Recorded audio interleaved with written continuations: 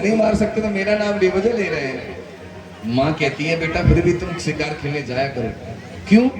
शिकार भूमि युद्ध भूमि का अभ्यास क्षेत्र होता है। जो जितना शिकार खेलेगा उतना ही धनुष बाण चलाने में निपुण और होशियार हो जाएगा। फिर मौसी माँ कहती है बेटा तुम भूल गए हो कि तुम क्षत्रिय कुमार हो, लड़ना तुम्हारा धर्म है। वो कहते मौसी माँ आदमी को क्यों लड़ना चाहिए? मौसी माँ कहती है बेटा क्षत्रिय लड़ेगा नहीं तो राष्ट्र की देखभाल सुरक्षा कैसे होगी? तो कहते हैं कि माँ एक आदमी दूसरे आदमी को मारे ये धर्म कैसे हो सकता है? कैसे हो जाएगा ये धर्म? एक आदमी दूसरे आदमी को मारे।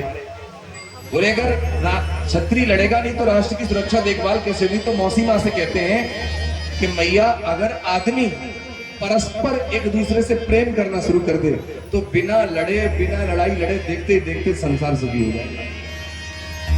लड़ाई की जरूरत ही नहीं पड़ेगी। मौसी चक्कर में पड़ जाती हैं कि ऐसी बातें तो कोई साधु सन्यासी करता है, तो डांट देती है। लेकिन एक दिन की कहानी सुनाओ उनके जीवन की कि इनके सभी परिवार के जो सदस्य गण भाई हैं वो शिकार खेलने गए। तो सिद्धार्थ गौतम भी शिकार खेलने के लिए साथ में गए। लेकिन हर रोज की तरह इस बार भी क्या हुआ कि बहुत सारे लोग तो शिकार खेलने में लग गए, लेकिन सिद्धार्थ गौतम को एक छायादार वृक्ष दिखाई दिया, पेड़। उसकी शीतल छाया पाकर के सिद्धार्थ गौतम उसके नीचे रुक गए, ठहर गए। और क्या करते हैं? उसके नीचे बैठ करके ध्यान लगाते हैं। ध्यान लगाने का काम करते हैं। धम्म प्रेमियों, उसी समय घटना घटी है। एक हंस आकर के उनके सामने गिरा है। जैसे गिरने की आवाज हुई सिद्धार्थ गौतम ने आंखें खोली, देखा कि मेरी आंखों के सामने एक हंस घायल अवस्था में पड़ा है। घायल हंस को, पक्षी को देख करके सिद्धार्थ गौतम के मन में करुणा पैदा हो गई। करुणा कहते हैं किसी दुखी को देख करके उसके अच्छे के लिए हमारे हाथ आगे बढ़ जाएं, कदम उठ जाएं, उसका भला हो जाए, कल्याण हो जाए, ये करुणा का पैदा होना है। तो जैसे ही करुणा पैदा हुई सिद्धार्थ गौतम ने क्या किया? तुरंत ही उठ करके उस पक्षी को अपनी गोदी में ले लिया। और क्या करते हैं? उस पक्षी को जो तीर लगा है वो तीर निकालते हैं, पट्टी बांधते हैं, पानी पिलवाते हैं, जान बचाते हैं और गोदी में फिर छुपा करके रख लेते हैं। और सोच रहे हैं मन ही मन में कि संसार में कौन ऐसा निर्दयी व्यक्ति है, पत्थर दिल, जिसने इस पक्षी की जान लेने की कोशिश की है। क्या विचार करते हैं कि इस पक्षी ने किसका क्या बिगाड़ा? हाँ बिगाड़ा, किस निर्दयी ने तीर इसे मारा। इस पक्षी ने किसका क्या बिगाड़ा? किस निर्दयी ने तीर से मारा। किस निर्दयी ने तीर से मारा। किस निर्दयी ने तीर से मारा।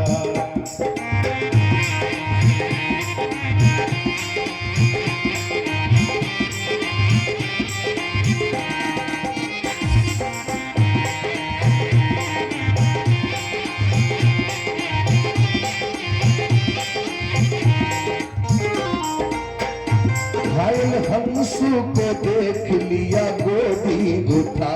घायल हंस को देख लिया गोदी उठा। घायल हंस को देख लिया गोदी उठा। घायल हंस को देख लिया गोदी उठा। पक्षी सोचे ये भगवन हमारा, हमारा किस निर्दयी तीर से मारा। किसे पक्षी ने किसका क्या बिगाड़ा? वो बिगाड़ा, किसी निर्दयी ने तीर ये मारा।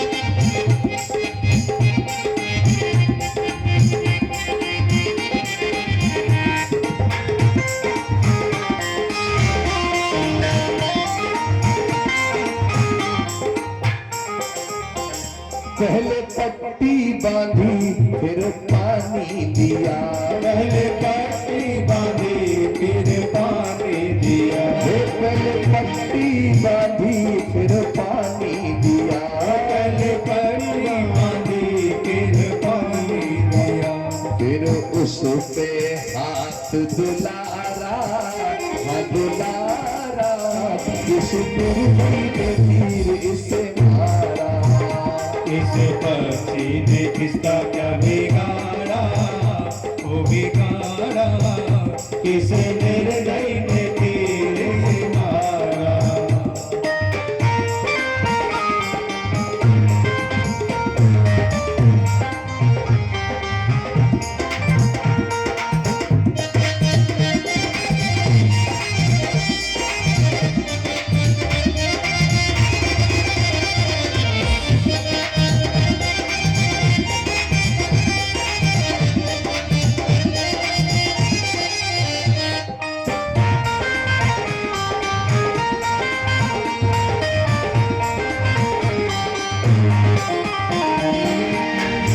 ऐसा होगा वो कौन जिसके दिल में ना दया, ऐसा होगा वो कौन जिसके दिल में ना दया, ऐसा होगा वो कौन जिसके दिल में ना दया, ऐसा होगा वो कौन जिसके दिल में ना दया, जिसने पक्षी को घायल कर डाला, कर डाला, इस निर्दयी ने तीर से मारा, इस पक्षी ने किसका क्या बिगाड़ा, किसी निर्दयी ने तीर से मारा, वो किस निर्दयी ने तीर से मारा, किस निर्दयी ने तीर से मारा, किस निर्दयी ने।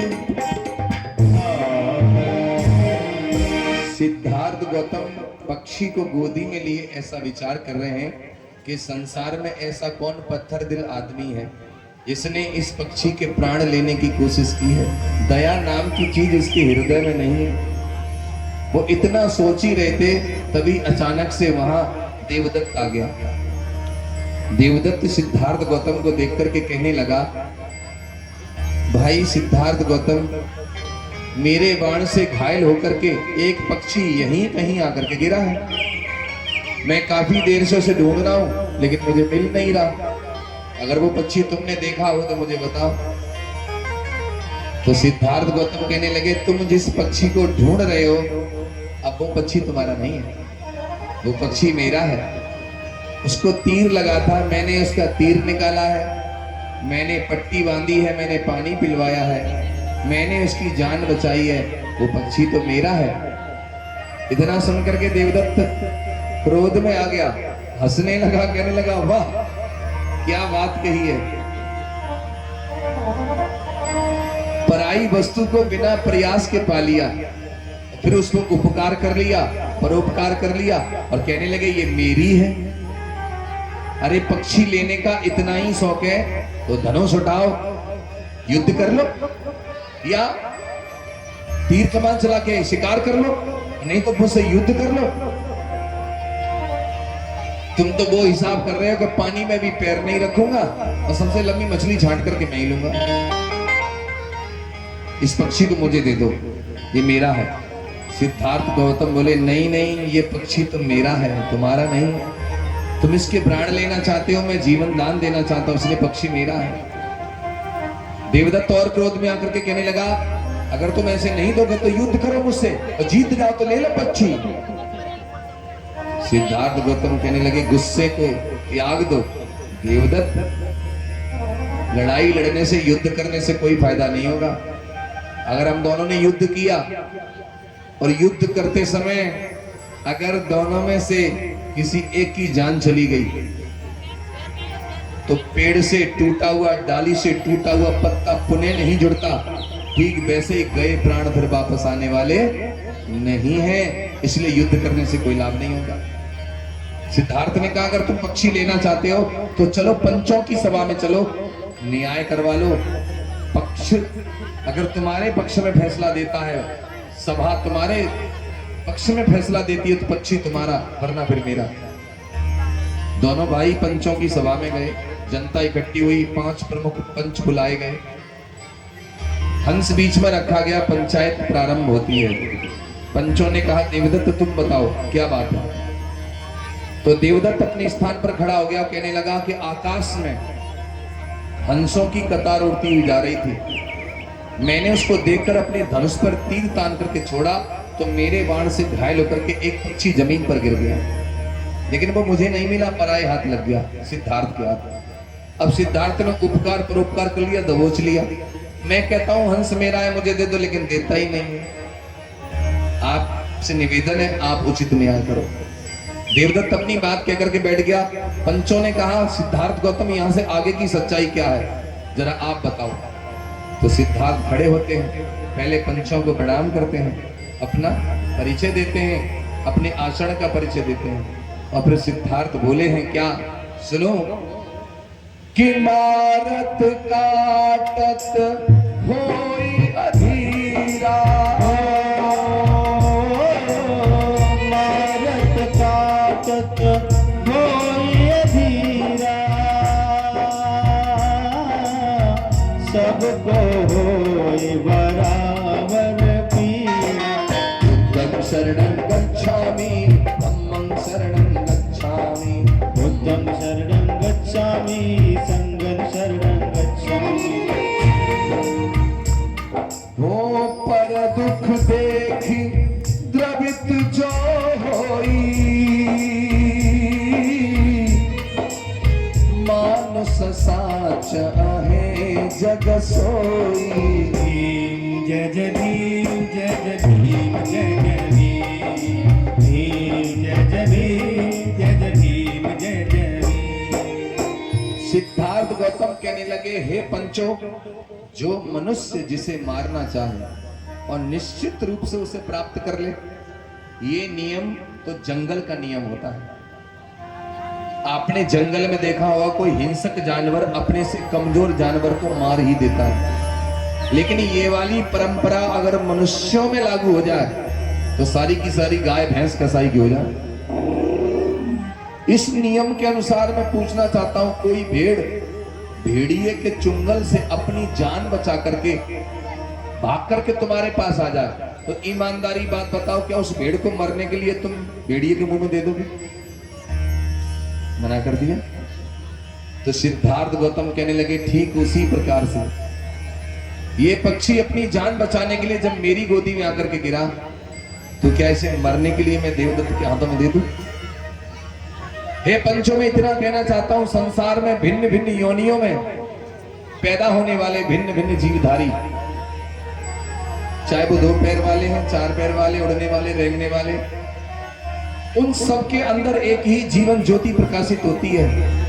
अगर उन्हें मारा जाए, काटा जाए, पीटा जाए, जलाया जाए तो सबको समान एक जैसी पीड़ा होती है, तो कोई भी जीवधारी मारने काटने के योग्य नहीं है।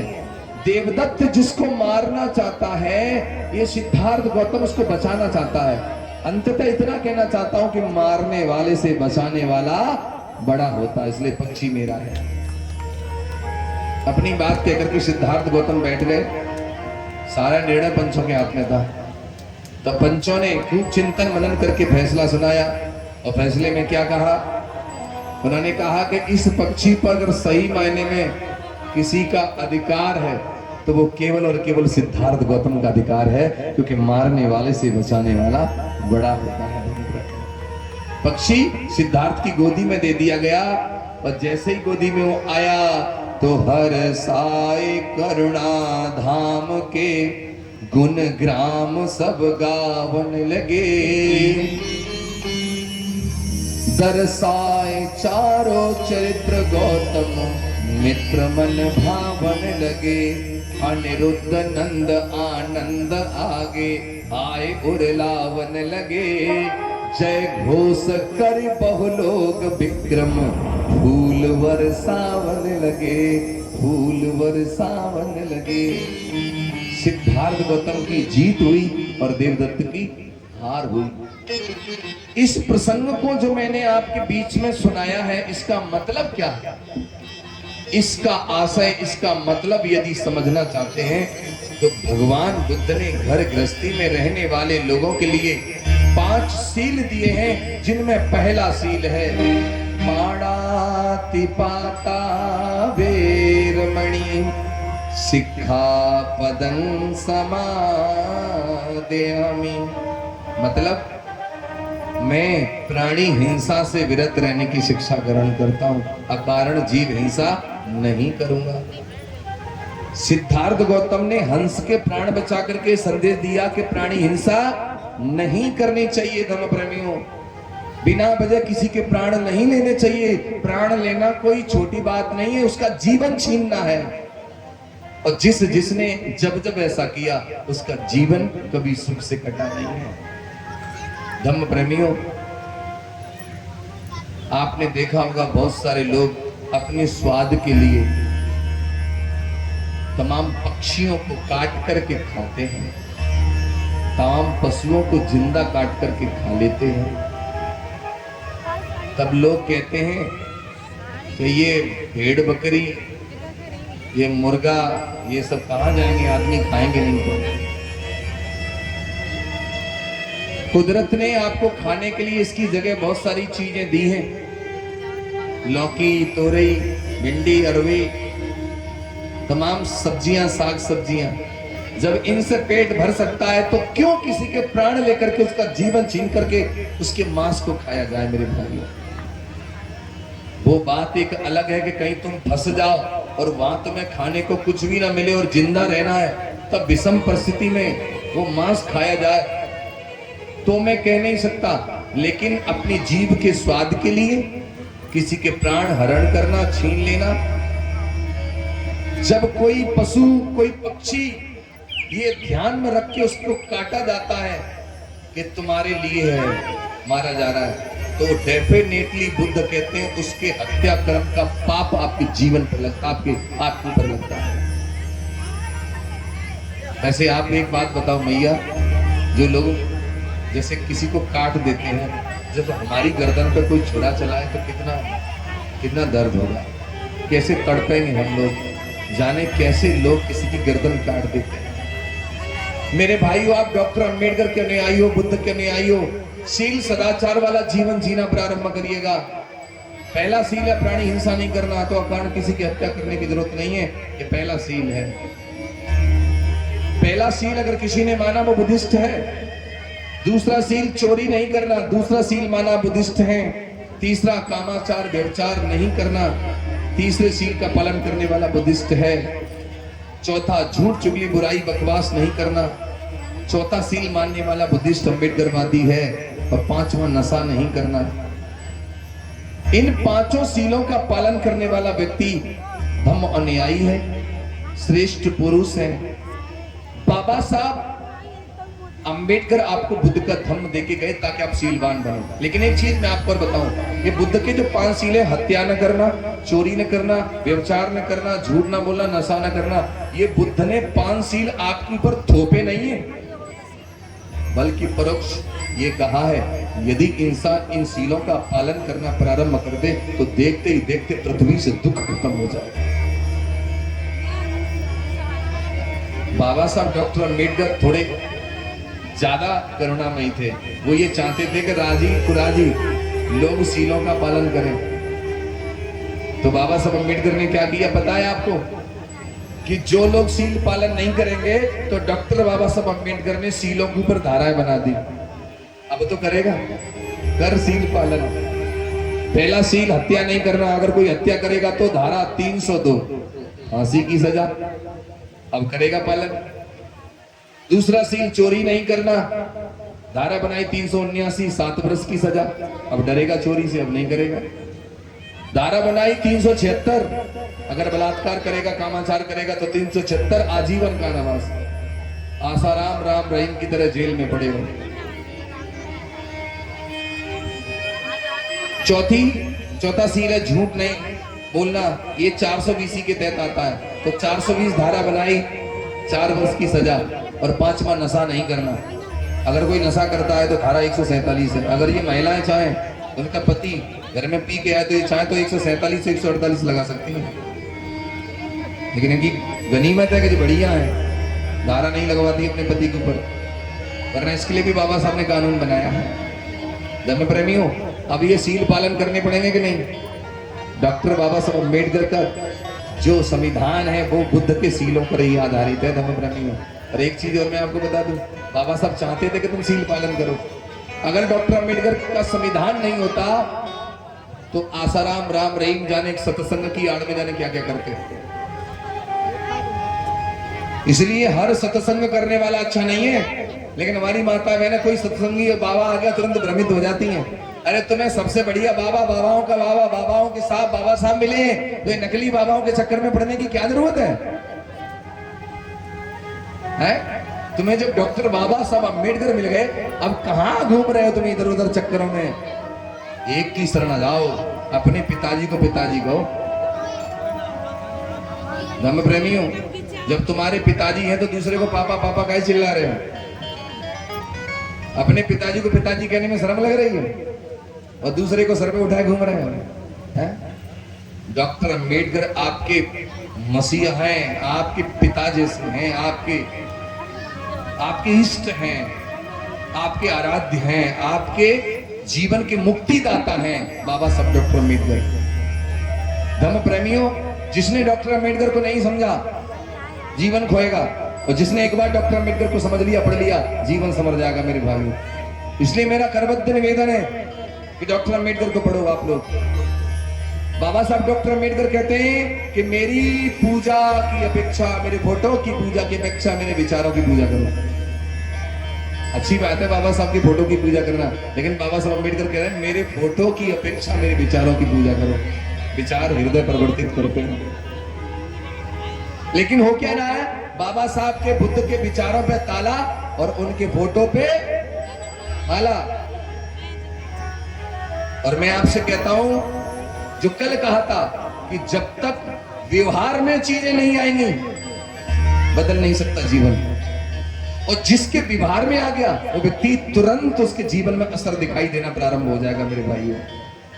इसलिए क्या आप बदलने के लिए तैयार हो? माताओं, बहनों, सज्जनों, भाइयों, हाथ उठा के समर्थन करो। तैयार हो तो क्या अपने अपने घर की सफाई करोगे? अपने घर के अंदर से कूड़ा कचरा निकालोगे बाहर? और घर के अंदर किसको स्थापित करना है? डॉक्टर बाबा साहब अम्बेडकर बुद्ध के विचारों को स्थापित करना है। धर्म प्रेमियों, एक चीज मैं आपको बताऊं, हिंदू धर्म की कोई एक महिला कोई अपने 4 साल के बच्चे को अपने साथ मंदिर ले जा रही हो। जैसे ही मंदिर पहुंची, मंदिर की चौखट को टच करती है, अंदर घुसती